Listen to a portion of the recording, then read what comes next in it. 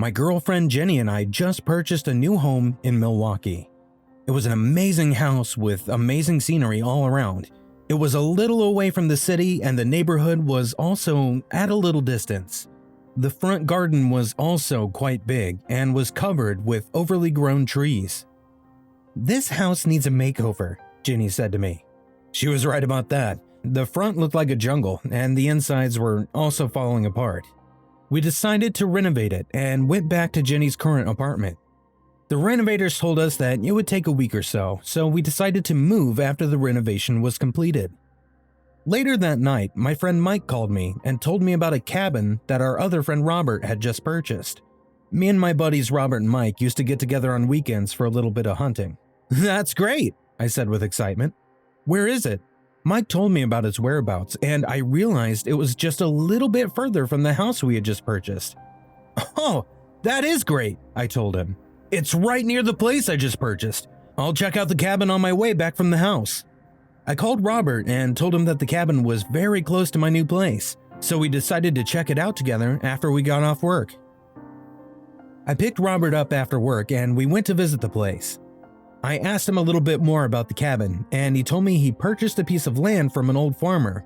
The farmer must have had a lease of about 1,000 acres, but offered a great deal for only 15. The cabin was already built there. 15 acres is good hunting for us," I said excitedly. "Yeah, I thought so too," he replied. As we reached the place, it was already getting quite late, and the place kind of felt like a forest. And I couldn't shake this feeling, like we were being watched by somebody. Anyway, I tried to shrug it off and left the car to check the abandoned cabin. "We have to go about a mile deep into the thick forest. Car can't really get any further," Robert told me. I nodded and started to walk beside him. We reached there after about 15 minutes. The 2-bedroom cabin wasn't too bad, it just needed a little bit of a makeover, and we all pitched in to do everything to make this place useful. Mike's wife, Casey, recently brought over a few things from home to lighten up the dark cabin. "I don't know why, but this place seems like it's still abandoned," she told us, standing near the door of the cabin. "Do you smell that stench?" she asked us, covering her nose. We three looked at each other but didn't say anything. "I don't smell anything." Mike looked at us and nodded in agreement. "I don't know, this place seems so strange and creepy." She walked a little. "Like there's something out there in those woods, watching us." "Might just be that your instincts have kicked up a bit since you're pregnant. That's probably why you're feeling those things," Mike said to her. She nodded but didn't say anything. It took us almost a month to finally restore the cabin just in time for the beginning of deer season. Since Mike and Casey had just delivered a baby, Roger and I had the place to ourselves. We reached there on a Thursday night, stacked everything up, and were going to spend the rest of the weekend there. We decided to wait until sunrise since it would be easier to find deer at that time. We enjoyed the night and sat there on the couch talking when I felt like someone or something was outside around the cabin. "Shh," I asked Roger to stay quiet. "Did you hear something?" I looked at him. "No," he said, looking confused. I tried to listen, but I couldn't hear anything else.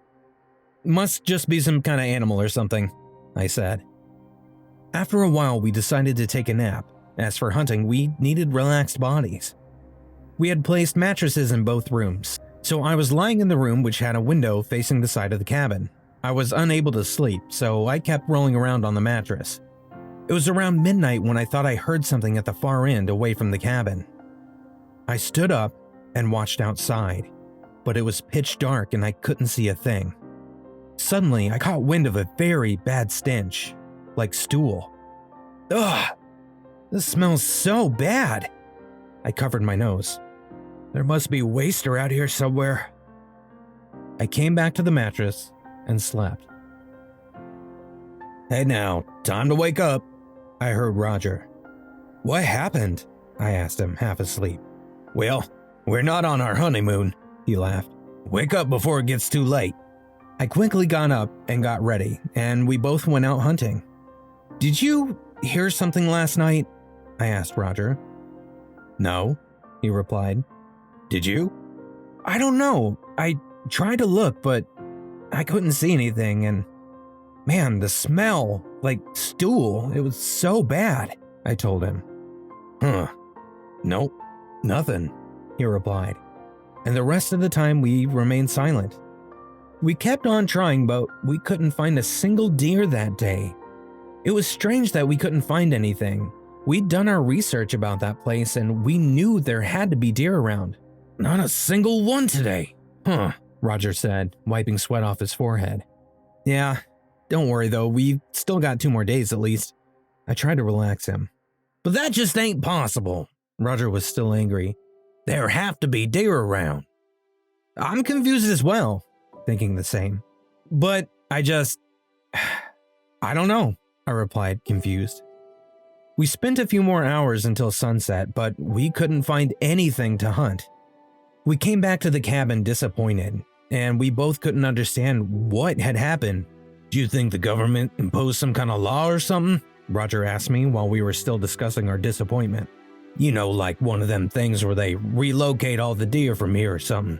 Yeah, that can be possible, I agreed with him. In fact, that's the only thing that seems logical to me right now. Well, should we waste more of our time or should we just leave in the morning? Roger looked at me. I think let's give it another try. If we can't find anything by tomorrow afternoon, then let's just leave. He nodded in agreement. We drank some beer and left for our rooms. As I stepped inside my room, I again felt that horrible stench. I quickly went back and asked for Roger to come with me. As we both entered the room, the stench had increased so much it was difficult to breathe. Ugh, I guess the drainage pipe of the cabin's been blocked, Roger said, holding his nose.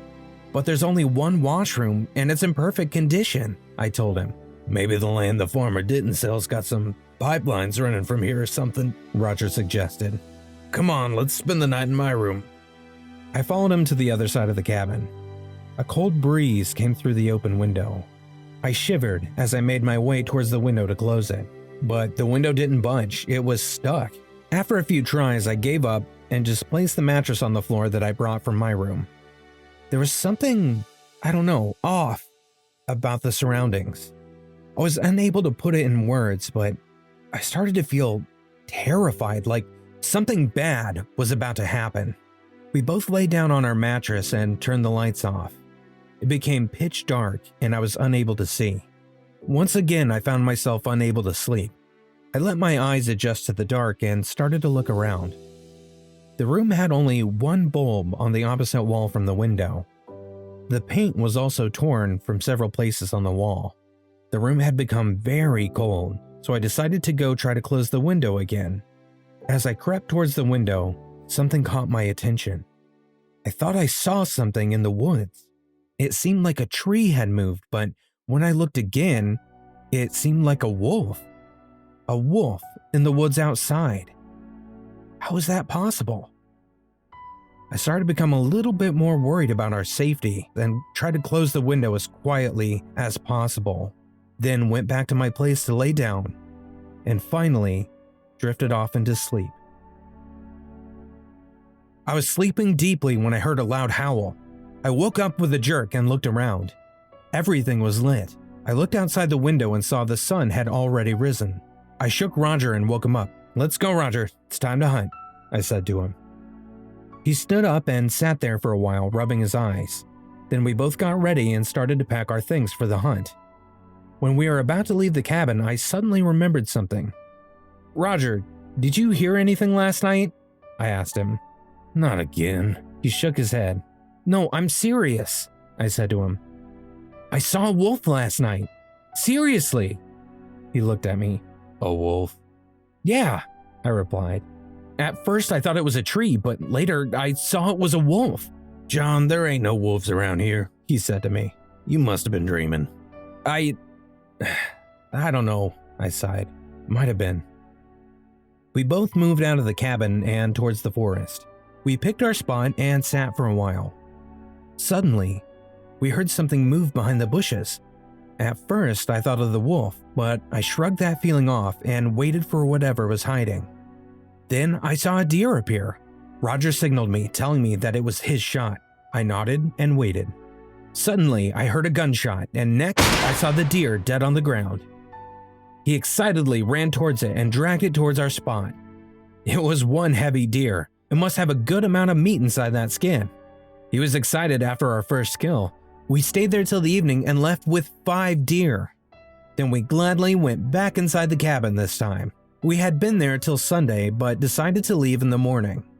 We both started to clean our kills and pack everything, and we were cleaning our last kill before packing up for the weekend. As we were wrapping up the deer meat, we heard tree branches falling around us. What was that? We both became alert and went directly towards the door and opened it. It seemed like hundreds of branches had fallen off the trees and were lying everywhere on the forest floor. We both looked at each other, unable to digest the situation, when suddenly we heard strange growling noises from somewhere deep inside the woods. Wolf! It was the very first thought that occurred to me. Roger turned towards me and looked in horror. We both quickly went back and locked the door behind us. Suddenly, the whole air of the cabin was filled with the worst smell I had ever felt. It was like my airways were being blocked and I was choking. I looked at Roger and he had the same situation, coughing loudly, trying to breathe. We quickly tied a piece of cloth around our noses and covered it completely. The stench was still there, but at least we were able to breathe. Suddenly, we heard a loud wail in the woods on the side of the cabin where my bedroom was. We quickly ran towards the room. We saw something the size of an entire tree emerging from the woods. Before it completely broke the tree line, I quickly closed the window, and as I closed it, the creature made itself known. We could not believe what we were watching. We were looking at a large wolf-like creature, staring down and showing his large canine fangs. It was standing away from us, covered in what looked like excrement. We could easily smell the foul odor, even at a distance. It was the most horrific thing I had ever seen in my life. "What is it?" I heard Roger. I remained silent. He was standing there, not moving, and here we are, not moving as well. Suddenly, I felt something drop at the back of my hand. I looked and noticed something red. I looked above me and hardly stopped myself from screaming. There was a body hanging from above us, whose eyeballs had been removed to leave empty sockets. I shook Roger as I was unable to say anything. He looked at me and then at the ceiling. "Oh my God," he gasped silently. That's the farmer," he silently told me. I started to watch outside again, but to my horror, that monster was no longer there. I wondered, where could it have gone? I crept closer to the window and looked outside, but no one. I turned around and ran towards Roger. He was in utter shock. "Listen, Roger, my house is nearby. If we can run and reach the truck, we can make it to my place." He nodded. We quickly grabbed the essentials that we needed for our journey back and carefully left the cabin. I peered outside the door to make sure no one was around. We then quietly came out of the cabin and started to walk towards the place where we parked the truck. At first, we started to walk slowly, and then we started to gain pace. We both knew running was the only way to save ourselves, so we began sprinting as fast as we could. I glanced back a few times to confirm that Roger was still behind me. All of a sudden, I heard a branch crack at a distance. I was suddenly alert and knew something was nearby. Suddenly, I smelled something. That foul stench that I was dreading I would smell. It was making our escape difficult as it was hard to breathe. I wrapped the same piece of cloth around my nose and mouth and kept on moving. The foul stench reduced a little, but it was still there. I glanced back to make sure Roger was still there again, but he was gone. Where did he go, I wondered. He must be at a distance. I didn't stop, and I kept going until I heard a blood-curdling scream. The scream ran a chill down my spine, and it made me stop. I stood there for a moment. I was sure I knew who was screaming, but still, I didn't want to believe it. Roger was in grave danger, and I knew I could do nothing about it. Suddenly, everything started to shake as if some kind of earthquake was occurring. I tried to walk, but I was unable to. I felt tears rolling down my face, and I tried to calm myself as crying would get me nowhere. I had to keep my head in place. Then, at the far end, I saw the ground begin to crack open, and it kept opening. I started to run as fast as I could. The earthquake finally stopped, but now I had a new problem as I heard the sound of something chasing me. I was wondering what to do next. What was waiting for me? Then, suddenly everything became silent. No ground cracking, no smell, nothing. I stopped for a while and wondered, what happened? And then suddenly bodies started to rain to the ground, one after another, their eye sockets empty like the one from the cabin. I didn't know if I should keep on running, trying to save myself from getting hit by one of the bodies.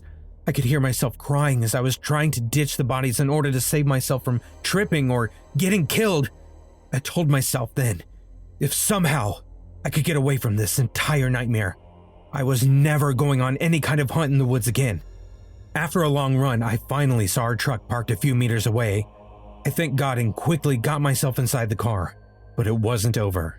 As I sat inside, I saw the thing again, right in front of the truck. I didn't care. I threw that truck into reverse and drove at the highest speed I could away from the woods and away from the cabin. I just wanted to reach home as fast as I could. When I reached my house, it was around 10 p.m., and I didn't want to disturb Jenny. That night, I was too scared to think of anything else, so I decided to sleep on the couch with my rifle drawn towards the door, just waiting for the dawn. I just wanted to see my girlfriend.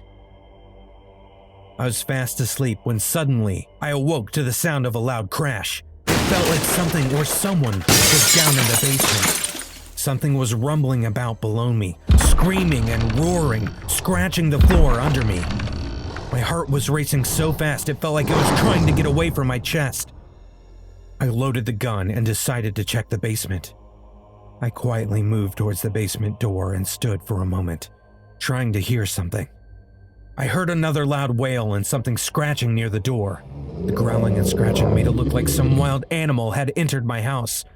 I tried to shrug off the very first image that appeared in my head. I soundlessly headed towards the basement door and silently began to open it. The view that was waiting for me was horrible. The floor was covered with blood and excrement. Everything was broken and scattered around everywhere. I rapidly descended the stairs while trying not to make any noise. As I reached the floor, I saw the remains of the deer that we had hunted were there on the floor. What was left of their bodies was torn apart. There was no eyeballs, just empty sockets. As I moved a little further, something else caught my attention. It was a shiny locket. I picked it up and, looking closely, I realized this belonged to Roger. My heart started to beat faster, and I knew something bad was going to happen. And then I saw it there, his lifeless body lying in a pool of blood, and I felt my anger rise. I ran back upstairs with my gun and grabbed a dagger and stuck it in my pocket. Then I went outside to hunt this thing once and for all. As I stepped outside, I felt something strange around the trees. I knew it had to be the creature. Suddenly, loud screams started to come from everywhere around me. I covered my ears, but the noises didn't stop. I spotted the creature near the trees. I ran towards it, trying to keep my head in. When I finally reached it, I couldn't believe my eyes. It wasn't a wolf, but a large wolf-like figure made of excrement. It had red eyes, and when it howled, it felt like everything around me would break into pieces. I started to shoot it, but nothing happened. After shooting the last bullet, I ran back towards the house. The wolf-like thing was following me. I ran into the house, slamming the door behind me. I placed my rifle on the table and sat there, waiting for the wolf to charge in. I kept waiting and waiting, but nothing happened. I was unable to think of anything to kill the beast. I peered out the window and everything outside was calm as night. I wondered where the thing had gone. It followed me to my house. Nowhere was safe. I had to hunt him down somehow. I laced myself with ammo and left the house again. I also brought a leather piece to avoid the stench. I was waiting for it, but was unable to find it anywhere. Suddenly, I heard a growl nearby, and I silently followed. I could easily smell that stench, which meant it was somewhere nearby. Suddenly, I saw something on the ground. I examined it closer and saw a hand laying on the ground. I shivered at the thought and moved past. I heard another growl and something flying towards me. I ducked just in time and it fell on the ground with a loud thud. I looked behind me and to my horror, it was a head. I didn't recognize him, as it had only been a few days since we had moved here. Suddenly, the thing ran towards me. I started shooting and throwing rocks I had gathered. I was too desperate and decided to attack with anything I could find. I grabbed a heavy brick and launched it at the creature, and for the first time, he lost his balance just a bit. I quickly grabbed another and threw it. Finally, after a few more blows, it fell to the ground with a loud thud, and I saw something red on its chest. I assumed it to be its heart and plunged my dagger directly through it. With a deafening roar, it became still. I dropped down to my knees and began to cry. After a few minutes, I finally got up from my place and made to go call 911. I made my way towards my home, dodging all the body parts lying in my way, and entered through the door. But something still felt off. And then I noticed it. Blood everywhere. I walked across the sticky floor, and to my horror, there were pieces of Jenny's torn body all around the stairs. I couldn't believe my eyes. I dropped down to the floor, my mouth agape. I wanted to scream and cry, but nothing came out. Suddenly, I heard a loud banging on the door. I hurried towards the front of the house and opened it. 4 officers barged into the broken doorway with their shotguns and pistols drawn on me. I was so confused. "You're under arrest. You have the right to remain silent." One of the officers handcuffed me. "No, no!" I raised my hand in the air. I haven't done anything. I tried to tell them everything. They didn't believe me at the beginning, but I asked them to come outside to have a look. But to my terror, there was nothing outside. "Take him to the car," the officer said to another. No, please," I pleaded, but I was forced into the car and they started taking me towards the police station. I was sitting in the back seat looking through the car window, leaving that place without my girlfriend, and thinking about that strange creature. "What is that foul stench?" I heard the cop as I looked outside the window, and at the far end of the street I saw something that looked like a wolf.